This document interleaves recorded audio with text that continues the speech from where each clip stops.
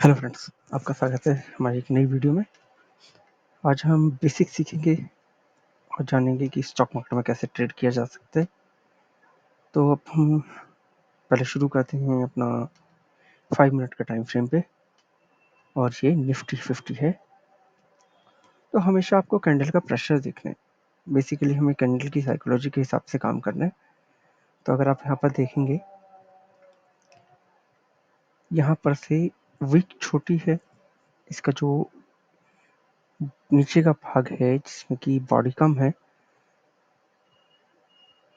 तो यानी कि सेलर्स ने इसको नीचे ले जाने की कोशिश करी, बट वो नीचे ले जा नहीं पाए। वापस से बायर्स ने ऊपर खींच लिया, तो जो इसका अगला कैंडल बनेगा वो भी बाइंग साइड के लिए ही बनेगा। तो यहाँ पर आप देख पाएंगे कि हमें बेसिकली कैंडल का साइकोलॉजी समझते हुए अगर हम ट्रेड करते हैं तो ये हमें अप साइड का मूवमेंट दिख रहा है।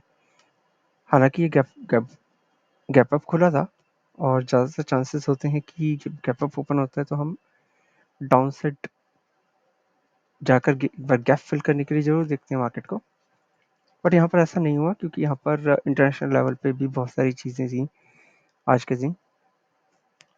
जैसे कि आपका फेड का जो इंटरेस्ट रेट का डिसीजन आया, वो ये आया कि वो अनचेंज डिसीजन है।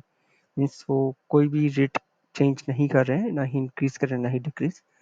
तो उसकी वजह से मार्केट कल होल्ड कर रहा था नीचे की तरफ, बट जैसे आज ये डिसीजन क्लियर हुआ कल शाम की मीटिंग में, तो आज ये गैप अप ओपन हो गया, दैट टू 100 पॉइंट्स। तो जब भी हम मार्केट में ट्रेड करते हैं तो हमें थोड़ा ग्लोबल में क्या चल रहा है वो सब चीज़ें भी ध्यान में रखनी चाहिए। अभी आप यहाँ पर देखेंगे कि मार्केट ऊपर जा रहा था। यहाँ पर ये जो कैंडल है ऊपर, अगर आप इसका बॉडी देखेंगे, ऊपर अगर इसका विक देखेंगे और यहाँ पर नीचे इसका विक देखेंगे, तो लगभग दोनों तरफ से बराबर ही है। ये कैंडल हमारे लिए कंफ्यूजिंग है।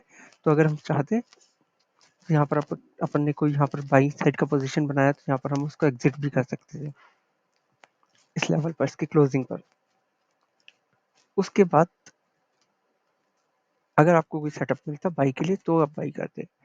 लेकिन अगर आप देखेंगे तो ये कैंडल इसके 50% के करीब क्लोज हुआ, और जो दूसरा कैंडल क्लोज हुआ है वो गैप डाउन से शुरू हुआ है। वो गैप के बाद शुरू हुआ है, यानी कि यहाँ पर सेलिंग का प्रेशर है। तो अगर आप देखेंगे यहाँ से सेलिंग में ही मार्केट चला गया। यहाँ पर देखेंगे बायर्स ने पूरी कोशिश करी है। नीचे की तरफ जो विक बनता है वो बायर्स का होता है, जो ऊपर की तरफ बनता है वो सेलर्स का होता है। तो यहाँ पर हम बाइंग का प्रेशर देखा हमने, बट ये पिछली कैंडल के लो के नीचे ही क्लोज हुआ है। तो हम इसको अभी भी कंसिडर करेंगे कि हमारा सेल साइड में ही है, हमें यहाँ से एग्जिट नहीं करना है। जब तक कि कोई भी कैंडल पिछली कैंडल के हाई से ऊपर क्लोज ना हो या उसके 75% से ऊपर क्लोज ना हो, तो हमें मार्केट से एग्जिट नहीं करना है किसी भी पोजीशन में। अब आप बोलेंगे कि हम यहाँ पर हमें इसके 100% से भी ऊपर निकल गया तो हमने एग्जिट क्यों नहीं किया होगा, क्योंकि ये जो कैंडल है वो एक छोटा कैंडल है और पिछली कैंडल के अंदर ही क्लोज हुआ था। यहाँ पर हम इसको बुलिश एंगल्फिंग भी नहीं मान सकते। बुलिश एंगल्फिंग होता है बेसिकली जो पिछली एक रेड कैंडल को, एक ग्रीन कैंडल को एक बड़ी रेड कैंडल कर दे, तो वहां पर वो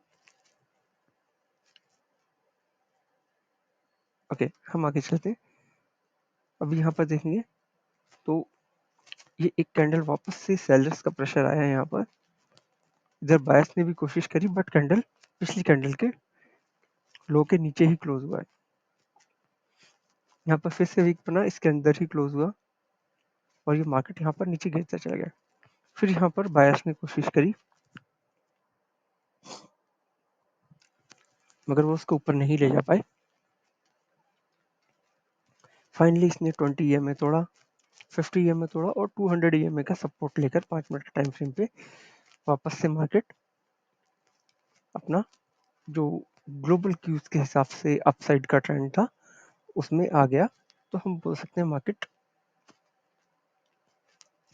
अभी बुलिश ही है। तो जब भी आप मार्केट में ट्रेड करते हैं तो आपको हमेशा कैंडल की साइकोलॉजी समझनी है कि कब आपको एंट्री करनी है और कब आपको एग्जिट करना है।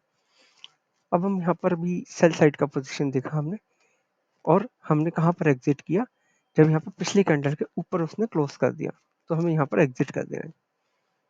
अब हमें वापस से बाइंग का पोजीशन कब बनाना है, या तो आप यहाँ पर भी बना सकते हैं एक छोटे से एसएल के साथ। एसएल कौन सा रहता, पिछली कैंडल का लो। अगर आप यहाँ देखेंगे तो पिछली कैंडल के लो को ही टच करके ये आपका एसएल लेकर ऊपर चला गया है। मार्केट में 100% कभी भी कुछ नहीं हो सकता है, तो हमेशा आपको, अगर आपको एक्यूरेसी मिलता है 70 to 80%, तो आप बहुत अच्छे ट्रेडर हैं, ये समझिए।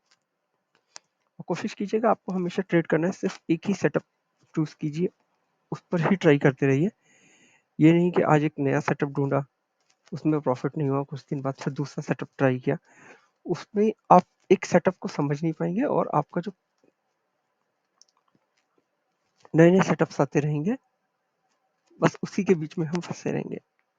कभी भी हम अपना जो परफेक्ट सेटअप बनता है उस ट्रेड को हमेशा मिस करेंगे। तो इन सब चीज़ों को बहुत ध्यान देना है। क्वांटिटी को हमेशा कम रखिए